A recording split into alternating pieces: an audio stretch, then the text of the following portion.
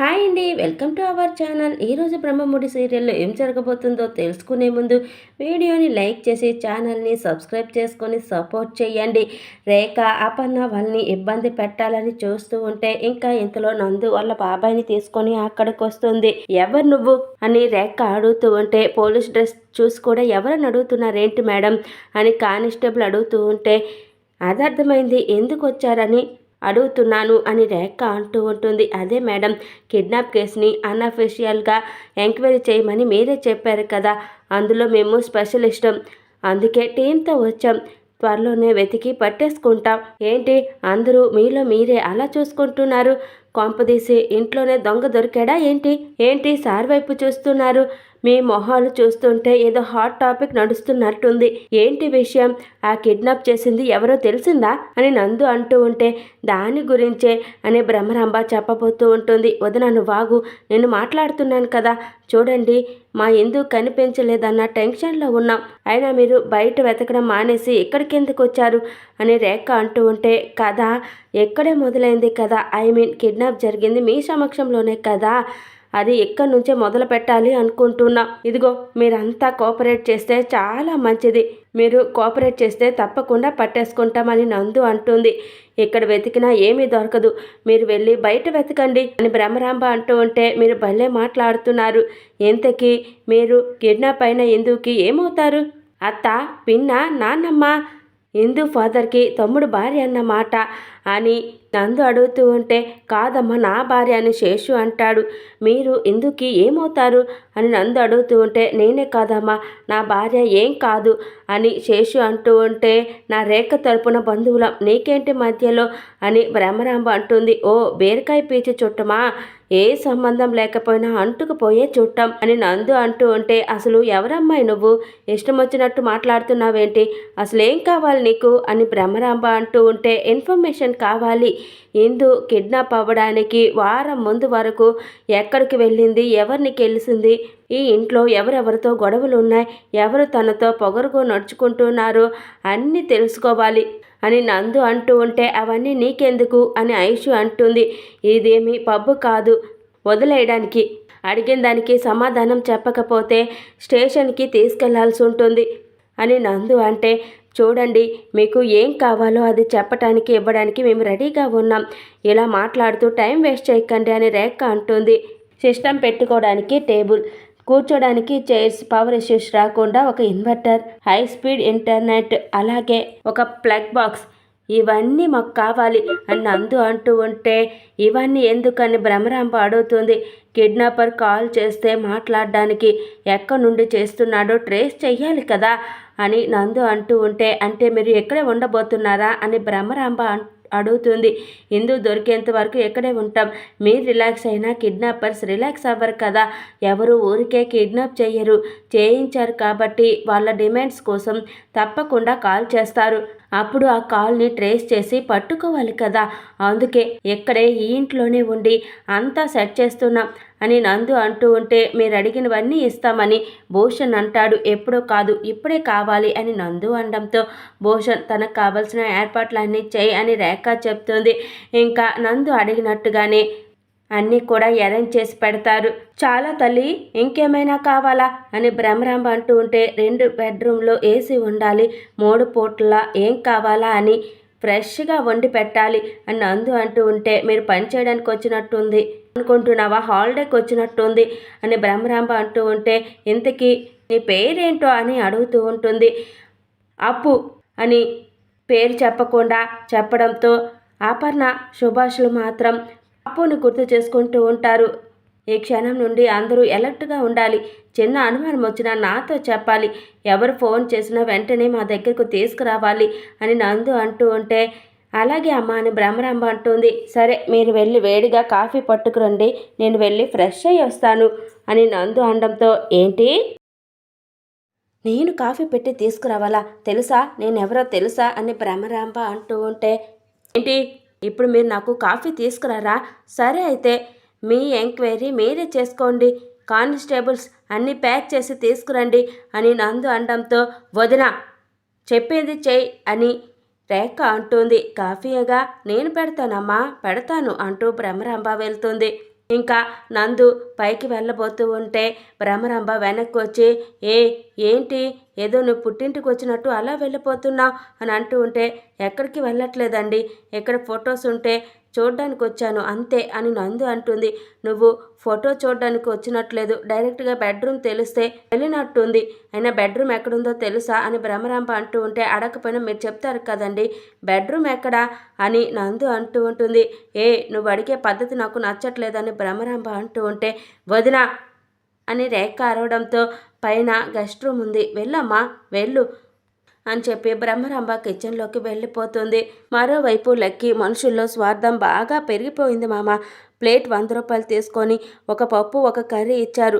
ఈ పప్పు చూడు రసంలా ఎలా ఉందో, ఈ అన్నం చూడు సున్నంలా ఎంత గట్టిగా ఉందో అని అంటూ ఉంటే పేకల దాకా తిన్నావు కదరా అని రాజు అంటాడు. తప్పుతుందా, తినాలి కదా అంటూ లక్కీ తింటూ ఉంటే ఇంకా రాజు ప్లేట్లో అన్నం పెడుతూ ఉంటాడు.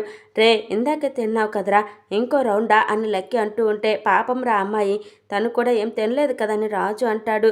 అవునరా, గొర్ర గుడ్డిదైనా దానా తప్పదు కదా, పెట్టు, అయినా ఈ భోజనం తింటుందంటావా అని లక్కీ అంటూ ఉంటే ఇప్పుడు ఆవిడ కోసం 5 స్టార్ భోజనం తీసుకురాలేం, పెట్టడం మన ధర్మం కదా, ఆవిడ గారి కోసం ఎక్కువ ఆలోచించొద్దని రాజు అంటూ ఉంటే నేను కాదురా, నువ్వే ఎక్కువగా ఆలోచిస్తున్నావు, తిట్టడం బాగానే తిడుతున్నావు కానీ ఇప్పుడు మాత్రం తెగ ప్రేమ కురిపిస్తున్నావు అని లక్కీ అంటాడు. ఏడ్చావులే, ముందు నువ్వు త్వరగా తిను అంటూ రాజు మాస్క్ పెట్టుకొని ఇందు దగ్గరకు వస్తాడు. మా మహాతల్లే ఎంత హాయిగా నిద్రపోతుందో, మామ లేచాక వద్దాంలే అని లక్కీ అంటూ ఉంటే ఆగు, ఆకలికి నిద్ర పట్టదు కానీ నటించడం ఆపి ఇదిగో లేచి తిను అని రాజు లేపుతూ ఉంటే ఇంకా ఇందు ఏదో నిద్రపోతున్నట్టుగా నటిస్తూ ఉంటుంది. అమ్మ మహానటి, సొంత దొరికితే చాలు పెర్ఫార్మెన్స్ ఎరగదీస్తున్నావు, కొంచెం గ్యాప్ ఇవ్వచ్చు కదా అని లక్కీ అంటాడు. ఇంకా నోటికి ప్లాస్టర్ ఉండడంతో తీయమని సైగ చేస్తూ ఉంటే ఏంట్రా అలా అరుస్తుంది అని రాజు అంటాడు. అన్నం కాకుండా బిర్యానీ తీసుకొస్తే మీ సొమ్మేమైనా పోతుందా, ఒక గెస్ట్ని ఎలాగైనా చూసుకునేది అని తిడుతున్నట్టుంది మామ అని లక్కీ అంటూ ఉంటే నువ్వు నోర్మోయ్ అంటూ రాజు ప్లాస్టర్ తీసి తినమని చెప్తాడు. దొంగ సచ్చినోళ్ళారా, మీకు మనసే లేదు, ఒక ఆడపిల్లని కట్టేసి ఇలా హింసిస్తారా, దాహంతో చచ్చిపోయేలా ఉన్నాను, ముందు తాగడానికి నీళ్ళిచ్చి చావరా అని ఇందు అరుస్తూ ఉంటుంది. ఇంకా లక్కీ తీసుకొచ్చి తాగు అని చెప్పడంతో తాగడానికి నోరుంటే సరిపోతుందా, చేతులు కట్టేస్తే ఎలా తాగుతాన్రా ఎదవ, దున్నపోతుల్లా మీరు అడ్డుగా ఉంటే మిమ్మల్ని దాటి నేను ఎలా పారిపోతాను అని ఇందు అంటుంది. ఇంకా రాజు ఇందు చేయికి కట్టిన కట్టు విప్పుతాడు. ఇంకో చేతి కట్టు ఎవరు విప్పుతారు అని ఇందు అంటూ ఉంటే తినడానికి తాగడానికి ఒక చేయి చాలు, ఓవర్ యాక్షన్ చేయకుండా తిను, లేదంటే 2 చేతులు కట్టేసి నేనే తినిపిస్తాను అని రాజు అంటూ ఉంటే ఇంకా ఇందు చేసేదేం లేక రాజు పెట్టిన భోజనం తింటూ ఉంటుంది. పర్లేదు, నువ్వు కూడా అన్నమే తింటావన్నమాట, ఎప్పుడు చూసినా నోరేసుకొని పడిపోతుంటావు కదా, అందుకే మనుషుల రక్తం మాత్రమే తాగుతావు అనుకున్నా, పర్లేదు అన్నం కూడా తింటున్నా, ఫీల్ అవ్వకలే, ముందు అన్నం తిను అని రాజు అంటూ ఉంటే అసలు వీళ్ళెవరు, ఎలా అయినా తెలుసుకోవాలి అని ఇందు ఆలోచిస్తూ తింటూ ఎక్కులు పడుతుంది. ఇంకా లక్కీ వాటర్ తాగిస్తూ ఉంటే లక్కీకి తెలియకుండా ఇందు మాస్క్ తీసేసి లక్కీ చూసేసానులే, మాస్క్ తీసేయ్ అని ఇందు అంటుంది. ఇంకా లక్కీ రాజు మాస్క్ కూడా తీసేస్తాడు. నా మాస్క్ ఎందుకురా తీసావు అని రాజు అంటూ ఉంటే నన్ను చూశాక ఇక్కడ ఉన్నది నువ్వని తెలీదా ఏంటి అని లక్కీ అంటాడు. అనుకున్న ఆ దొంగ వెధవులు మీరే అనుకున్నా, చీటింగ్లు, స్కామ్లు, దొంగతనాలు, ఇప్పుడు కిడ్నాప్లు, నాకు ముందే తెలుసురా మీరు పెద్ద క్రిమినల్స్ అని, డబ్బుల కోసం మీరు ఎంతకైనా దిగజారే ఎదవలని నాకు ముందే తెలుసురా అని ఎందు అంటుంది. డబ్బు కోసమే ఇదంతా చేశాం, మేము చేసే ప్రతి పని డబ్బు కోసమే చేస్తాం, ఇప్పుడు నేను కిడ్నాప్ చేసింది కూడా డబ్బుల కోసమే, అయితే ఏంటి ఇప్పుడు అని రాజు అంటూ ఉంటే మీలాంటి వాళ్ళు అస్సలు బాగుపడరా, నాశనం అయిపోతారు అని ఎందు అంటుంది. ఇంతకంటే నాశనం అయిపోవడానికి ఇంకేం లేదు, మేము బ్రతకాలంటే మీలాంటి డబ్బున్న వాళ్ళని మోసం చేయడంలో తప్పు లేదు, చూడు మేము ఇలాంటి వాళ్ళమని తెలిసిపోయింది కదా, ఓవర్ యాక్షన్ చేయకుండా నోరు మూసుకుని ఉంటే మా పని మేము పూర్తి చేసుకొని డబ్బులు తీసుకొని వదిలేస్తాం, అప్పటి వరకు సైలెంట్గా ఉండు అని రాజు అంటాడు. ఉండనరా, ఉండకపోతే ఏం చేస్తారు అని ఎందు అంటూ ఉంటే ఉండకపోతే ఏం చేస్తావో చూద్దు కానీ తిన్న తర్వాత నోటికి ప్లాస్టర్ వేసేసి చేతికి కట్లు వేసేసి వచ్చేసే అంటూ రాజు వెళ్ళిపోతాడు. నేను ఒకటనుకుంటే వీళ్ళు ఇలా చేశారేంటి, ఒక రకంగా ఇది కూడా మనకి మంచే జరిగింది, సంతకం పెట్టకుండా తప్పించుకోలేను, ఇప్పుడు ఈ టైంలో ఆ రేఖ ఆంటీని ఎలా అడ్డుకోవాలో ఆలోచించాలి. ఒరే లక్కీ, వాటర్ తీసుకురా, హ్యాండ్ వాష్ చేసుకోవాలి అని ఎందు అరుస్తూ ఉంటే వస్తున్నానమ్మా అని లక్కీ అరుస్తూ ఉంటాడు. మరోవైపు భ్రమరాంబ అందరికీ కాఫీ పెట్టి తీసుకొస్తుంది. ఏంటి నువ్వు కాఫీ పెట్టావా అని శేషు షాక్ అవుతూ ఉంటే కళ్ళు ఎక్కడికి వెళ్ళా కనిపించట్లేదా అని భ్రమరాంబ అంటూ ఉంటే కిచెన్లోకి వెళ్ళని నువ్వు నా కోసం కాఫీ పెట్టుకొచ్చావా అని శేషు అంటాడు.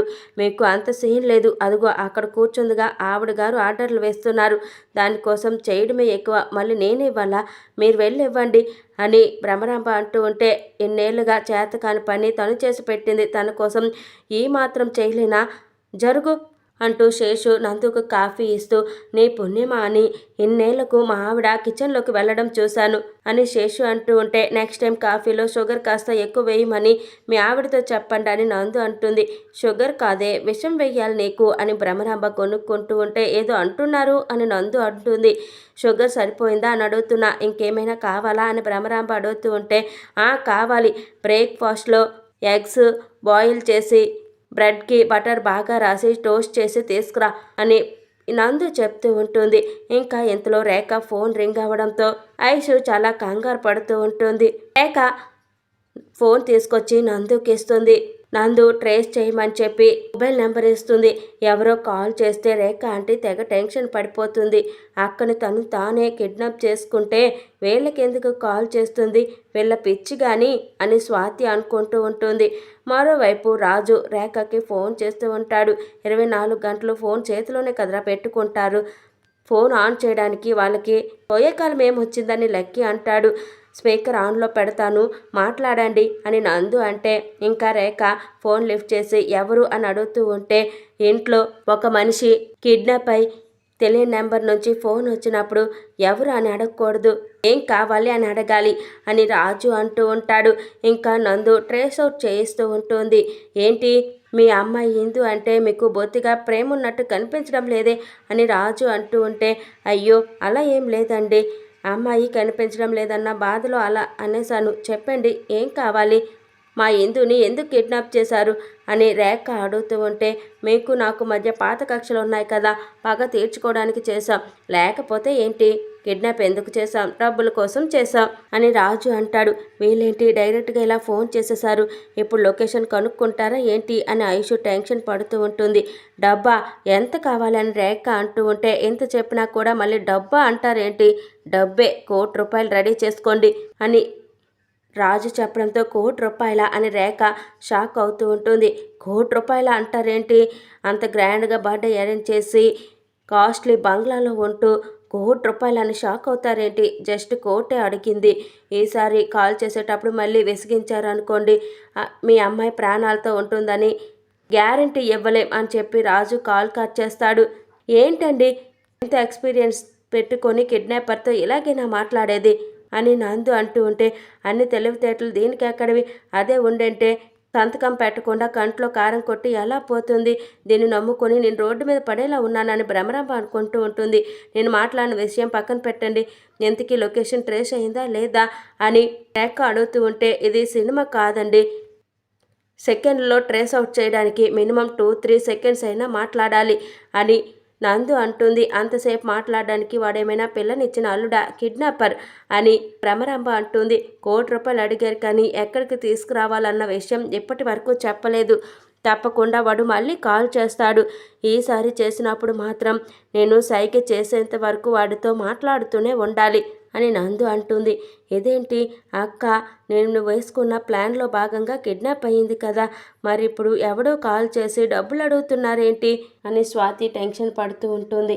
వీళ్ళు ట్రేస్ చేస్తున్నారని వెంటనే లక్కీకి చెప్పాలి అనుకుంటూ ఐషు అక్కడి నుంచి వెళ్ళిపోతుంది. మామ ఏమో అనుకున్నాను కానీ అచ్చం కిడ్నాపర్లా ఏం మాట్లాడావు మామ అని లక్కీ అంటూ ఉంటే అంటే ఏంటనే ఉద్దేశం, ఇలా కిడ్నాపులు చేసుకుంటూ బతికేయమంటావా అని రాజు అంటాడు. నా ఉద్దేశం అది కాదురా, ఏ క్యారెక్టర్లకు దూరి లేకపోతే ఆ క్యారెక్టర్ని పండించేస్తావు నువ్వు అని లక్కీ అంటూ ఉంటాడు. మరోవైపు ఐషు లక్కీకి కాల్ చేస్తూ ఉంటుంది. ఇదొకటి చేసిన నిమిషానికే కాల్ చేసేసింది. ఆ కొంపలో పడి ఉంటుంది కదా, అక్కడ ఏం జరుగుతుందో తెలుస్తుంది కదా, మళ్ళీ మనల్ని ఎందుకు అడగడం అని రాజు అంటూ ఉంటే ఏం జరుగుంటుందో ఏంటో కనుక్కో మామ అని లక్కీ అంటాడు. రే, మనం ఏమైనా దాని దగ్గర పనిచేసే కిరాయి రౌడీలమా? అది ఎప్పుడు ఫోన్ చేస్తే అప్పుడు మాట్లాడడానికి మనం డిగ్నిటీ మెయింటైన్ చెయ్యాలి, అప్పుడే వాల్యూ ఉంటుంది అంటూ రాజు కాల్ కట్ చేస్తాడు. మామ, నీ దగ్గర చాలా విషయాలు నేర్చుకోవాలి మామ అని లక్కీ రాజుని చూసి మురిసిపోతూ ఉంటాడు. ఒరే ఈడియట్స్, ఇక్కడ పోలీసులు మిమ్మల్ని ట్రేస్ చేస్తున్నారా, ఒక్కసారి ఫోన్ లిఫ్ట్ చేసి చావండ్రా అంటూ ఐసు మళ్ళీ కాల్ చేస్తూ ఉంటుంది. ఇంకా తర్వాత ఎపిసోడ్లో రాజు లక్కీ కలిసి ఇందు కట్లు విప్పేసి మా వల్ల నువ్వు ఎప్పటికే చాలా బాధపడ్డావు, ఇంకా బాధ పెట్టాల్సిన పని లేదు, ఇదంతా ఎందుకు చేశాం తెలుసా, నా మీద ఆధారపడ్డ నా వాళ్ళ కోసం ఇదంతా చేశాను, లేచిపోయిన చెల్లెలు, పారిపోయిన తమ్ముడు, ఊరి నిండా అప్పులు, ఇంటి నిండా కష్టాలు అని రాజు అంటూ ఉంటే ఈరోజు నాకు అర్థమైంది అని ఎందు అంటుంది. ఏమని అని రాజు అంటూ ఉంటే నువ్వు వెదవి కాదు, వెదవన్నర వెదవ్వని అంటూ ఇందు చీపురు తీసి రాజుని లక్కీని చావ కొడుతూ ఉంటుంది. మరి ఏం జరగబోతుంది అనేది రానున్న ఎపిసోడ్లో తెలుస్తుంది. Please subscribe my channel. Thank you for watching.